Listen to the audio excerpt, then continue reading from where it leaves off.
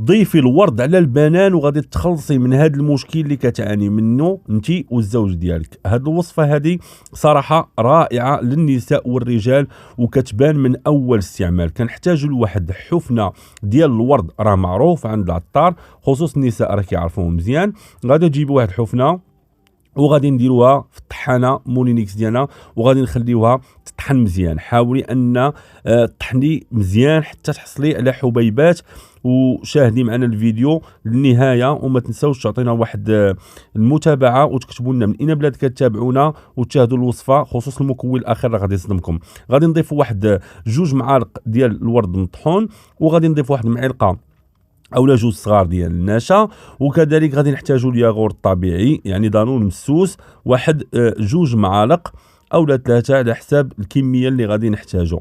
من بعد غادي نحتاجو واحد الملعقه ديال العسل. ركزوا معايا الله يخليكم، بالنسبه للعسل من الافضل يكون عسل طبيعي. من بعد ما ضفنا المعلقه ديال العسل كنقوموا بالتحريك ديال المكونات جيدا. صدقيني ان هاد الوصفه هذه النتائج ديالها غادي يبانوا لك من اول استعمال، وعندها 2 مميزات للشعر يمكن لك تستعمليها وكذلك للبشره. جميع المشاكل اللي كتعاني منهم في البشره ديالك راه غادي تخلصي منهم. وغادي نحتاجوا لواحد المكون الاخير هو اللي صراحه غادي يضيف لنا واحد اللمسه رائعه وغادي يزيد من الفوائد ديال هذه الوصفه اللي هو الموز. غادي نحتاجوا لواحد شويه يعني ماشي بزاف، يعني واحد جزء صغير ديال البنان يعني على حسب داكشي اللي غادي ديري لشعرك او لوجهك، فغادي نضيفوا واحد شويه.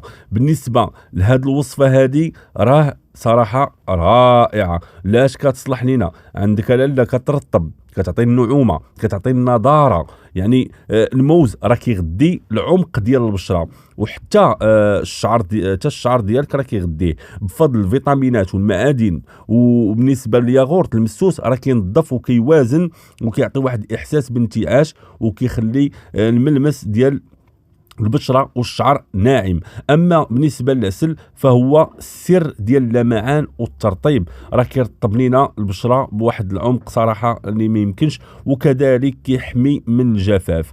وعندنا الورد اللي هو يعني صراحه كيزيد واحد اللمسه ديال الجمال طبيعي صراحه، وكينعش البشره وكيطلق واحد الريحه صراحه زوينه. يعني هذه الوصفه هذه راه ماشي من ديك الوصفات الخايبه بحال الحلبه، حيت بزاف كانوا كيتشكاو ليا لا لا لا نديروا شي وصفات تيقول لك لا فيها الريحه فيها كذا. فهاد الوصفه كتخلي واحد الريحه زوينه واللون ديال البشره كتخليه اكثر صفاء، والنتيجه هي بشره ناعمه مشرقه وشعر رطب كيبرق بحيويه. اذا استعملتيها بانتظام غادي تحسي بالفرق واضح من اول اسبوع. ديري هذه الوصفه 2 حتى 3 المرات في الاسبوع وغادي تشوفي النتيجه